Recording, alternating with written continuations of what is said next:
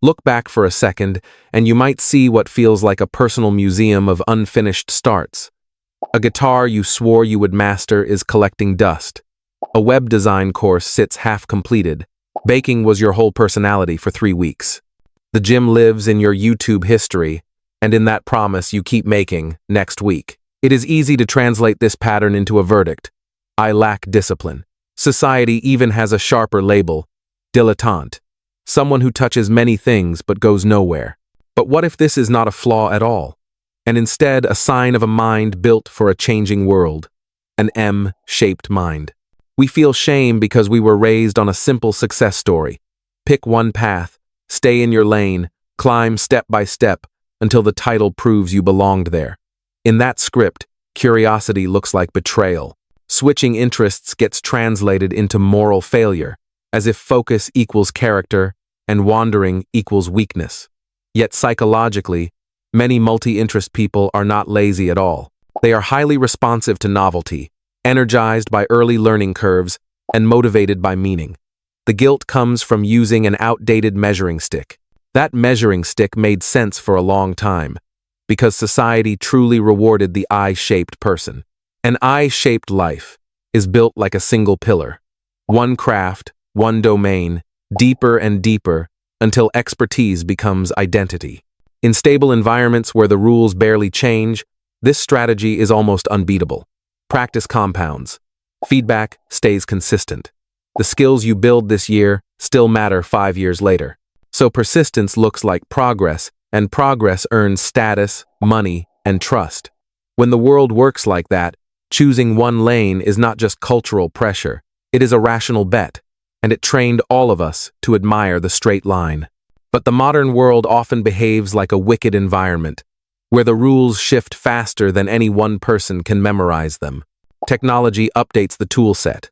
Markets reorder what is valuable, and yesterday's best practices can turn into tomorrow's blind spots. In psychology terms, the brain is forced into constant reappraisal because the context keeps changing beneath your feet. In that kind of landscape, ultra-narrow specialization becomes a gamble. You can be excellent and still become vulnerable if the industry pivots or a key task gets automated. That is why so many people feel anxious, even while doing everything right. The ground is moving, and the mind that adapts starts to matter as much as the skill that repeats. This is where the M-shaped mind comes in. It is not the shallow, knows a little about everything stereotype. It is a structure. You build several pillars of real competence, each one deep enough that you understand principles, not just tips, and you can actually perform, not just talk. Then there are bridges between those pillars. Curiosity becomes a cognitive connector, the habit of noticing patterns and translating them across contexts. You do not leave a domain empty-handed when you move on. You leave with models, intuitions, and ways of thinking that can travel.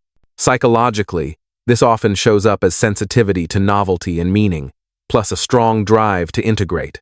Your value is not only in being the best in one lane, but in linking lanes into something new. That linking ability is what psychologists call far transfer, the capacity to carry a principle from one domain and apply it in another that looks unrelated on the surface. It is where innovation often comes from, because you are not trapped inside one professional dialect. Web design teaches you structure and user experience, which can reshape how you script a video so it feels inevitable to the listener. Guitar practice teaches deliberate repetition in small chunks, which can translate into learning a language or training a sport. Baking teaches measurement, iteration, and process control, which maps onto project management. In each case, the skill is not the hobby itself. The skill is the mental model you extracted, then reused at a new intersection. The cost is that this path can feel invisible on a resume and exhausting in your nervous system. You crave the spark of the new, yet you live under the pressure to look stable, and that internal conflict can burn you out. When you watch friends move in a straight line with clear titles and predictable promotions, it is easy to conclude you are falling behind. But you are building sideways as well as upward, creating a network of pillars and bridges. The problem is measurement. A linear world rewards linear progress, even when your mind is designed for integration. There is also a trap that keeps the M-shaped mind stuck. You try to build every pillar at the same time, so your attention gets sliced into thin pieces and nothing feels solid. Progress becomes too slow to register, and your brain reads that as failure. Then the shame returns, and you abandon the whole structure. The truth is simple. Having many pillars does not mean building them simultaneously. It means sequencing them. That is the logic behind serial mastery, a seasonal way of living that turns scattered curiosity into a repeatable system. You choose a season, usually 8 to 12 weeks, and you pick one primary pillar to deepen with real intensity. You define a concrete outcome, a finished project, a portfolio piece, a measurable skill milestone. Everything else shifts into maintenance mode, not because those interests do not matter, but because they cannot compete for the same cognitive fuel. Maintenance can be small and steady. One guitar session a week to keep your hands familiar, 20 minutes of reading to keep a concept alive, a short training drill to preserve baseline fitness. At the end of the season, you review what you built, decide whether the pillar is stable enough, then either continue or rotate. Psychologically, this reduces decision fatigue and turns novelty into reward rather than sabotage. There is an evolutionary logic here too. In nature, redundancy is not waste, it is resilience.